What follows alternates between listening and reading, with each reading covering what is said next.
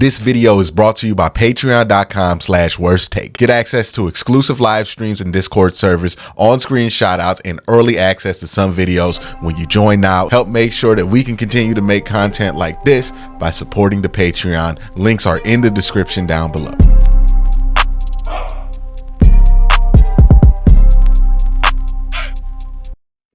So the Browns did a couple of things. They signed a center and they also gave the 5th-year option, which was a surprise to a lot of people, to Greg Newsome. Let's talk about that first, because Greg Newsome has been a name that has been thrown around by fans and writers in trade rumors, right? And sometimes this happens where we confuse people putting a player in trade rumors and putting a player in trade scenarios and thinking that the Browns could trade him based on certain roster dynamics. We confuse our speculation for actual smoke.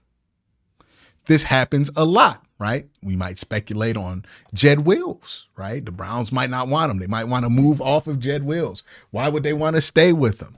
But there's not really a ton of smoke on that being true for the Browns and Jed Wills. Like when you look at how the Browns have moved around Jed Wills, unless they're planning to replace him with the 1st-round pick next year, there's really nothing that indicates to me that they don't want to keep him around.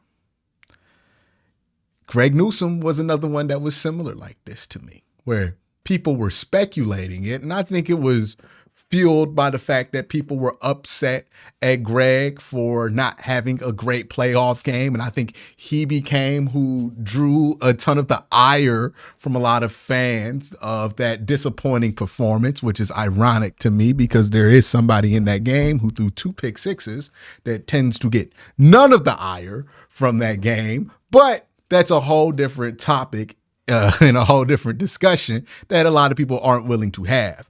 But Greg Newsome got a lot of the ire for that game. Greg Newsome got a lot of the blame for that game. And people started to kind of talk about Greg Newsome in a way that was really not true to the role and impact that he has on the team. Is Greg Newsome the best corner on the team? Is Greg Newsome even the 2nd best corner on the team? No. But does that mean that Greg Newsome's not a good player? Absolutely not. Greg Newsome is what you would want out of a 1st-round corner. He's a solid coverage guy. He can do man. He can do zone. He can come up and tackle in the box. He's gotten really good at that the last couple of years. And look, he doesn't always finish those tackles, but he's what, 5'9" or 6 foot or however tall he is. He's not a big guy. And he's being asked to tackle linebackers or tight ends in the open field. And realistically, the Browns don't expect him to single-handedly tackle these guys in the backfield. They just hope that he can slow them down. And 9 times out of 10, Greg Newsome is successful in doing that.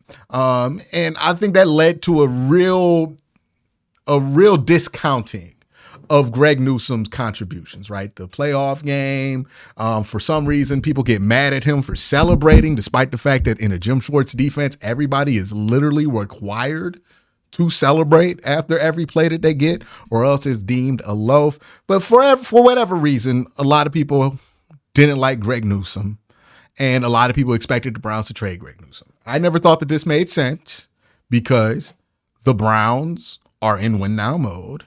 And whether you like Greg Newsome or not, you can't really afford to replace Greg Newsome right now. Like Greg Newsome is probably the best 3rd corner option in football. Like he allows you to be able to be flexible about who you match up Martin Emerson with. Part of the reason Martin Emerson looks so good on a week-to-week basis is because you can pick and choose what kind of matchups you give to Martin Emerson by putting Greg Newsome on whoever is not favorable for Martin Emerson, right? Martin Emerson, when the Browns were playing the Steelers last year, didn't have to cover Deontay Johnson. He can be on one of their bigger wide receivers like a George Pickens and play that matchup well because you have Greg Newsome. Right? We know Denzel Ward's going to be on the best player, and then you're going to give a good matchup to Martin Emerson, and then Greg Newsome kind of gets what's left. So he gets put in a worse situation every week. Some weeks he comes out as one of the better players, even though he's being put in a worse situation. Like, he gets the rawest deal out of any of the corners that the Cleveland Browns have. Whenever Denzel Ward goes out, and he usually misses a game or two, Greg Newsome steps up and starts in place of Denzel Ward and usually plays well. Go look at the Baltimore game, by the way, if you have any questions about Greg Newsome's ability to play corner. He's excellent at that. So I just didn't get why people were so thirsty to get Greg Newsome out of here. Now, will he get an extension? That remains to be seen. That kind of is based on what's going on with Deshaun, right? If by the time we get to next offseason, are we looking at running out this deal with Deshaun Watson, which is going to cause some cap casualties? Or are we looking at extending Deshaun Watson, which is going to free up a lot of space to sign some more guys behind him? So we're just going to have to wait and see. But I don't think Greg Newsome is somebody that they're not considering giving an extension to. And look, the reality of the NFL is that you play three corners. Most teams play three corners. You start and your base set now is nickel, not base, right? It used to be three linebackers, two corners, two safeties. Now it's two linebackers, three corners, two safeties. The game's changed. He's a starting player. And look, he's not always playing the slot. Sometimes you interchange that, and sometimes you put him on the outside. Sometimes you play some dime packages and put somebody like Greg Delpit on the in the slot. But you have that flexibility because you have Greg Newsome. And I would like to remind people, when Greg Newsome was out, the secondary definitely suffered because Greg Newsome wasn't there. But somehow Greg Newsome has become this disposable part of the Browns defense that the Browns would be willing to get rid of for a second-round pick. And it just, like, when people do stuff like, hey, this player stinks, but we can trade him for a second-round pick, it's the ultimate contradiction in my eyes, because how can you on one hand think a player is worthless, useless, the team won't be worse without you, but also think that that player is valuable enough to somebody else to be worth giving up a second-round pick for? Like, think about who you would be willing to give up a second-round pick for on the Cleveland Browns to attain. Like, you would be willing, like, it would have to be a pretty valuable player, right, to give up a second-round pick for a player. So, like, why did we think Greg Newsome was so valuable to somebody that he can get a second-round pick, but on the same hand be so non-valuable to the Cleveland Browns? If teams were actually calling the Browns willing to offer a second-round pick for Greg Newsome, willing to offer a third-round pick even for Greg Newsome in a year where he's going to need a contract, that should tell you that that's a good player that you probably want to hang on to. But what do I know, right? So Greg Newsome gets his 5th-year extension. That's good. That means that you kind of keep this defense together for this year and next year. JOK, his contract situation has to get figured out. Hopefully they can figure that out. The franchise tag for a stand-up linebacker is not really set. It's mixed in there with edge. So the franchise tag basically not an option for a player like JOK. If he does get an extension, I expect that extension to happen later in the year, similar to what they did with Grant Delpit. So Browns defense is locked up. They're pretty set. Let's talk about the other thing the Browns have done, which is they've signed multiple backup level guards and tackles, right? They brought in Jermaine Ifedi, who's a backup guard and tackle. They just brought in another guard today from the Los Angeles Rams. And they signed Brian Allen today, who is a backup center. You know, he's somebody who's played a lot in the NFL, had some starts. I think the Browns realize how important offensive line depth has been. They drafted Zach Zinter. They're bringing in another center. They're probably going to bring in another guard or keep another guard or roster another guard.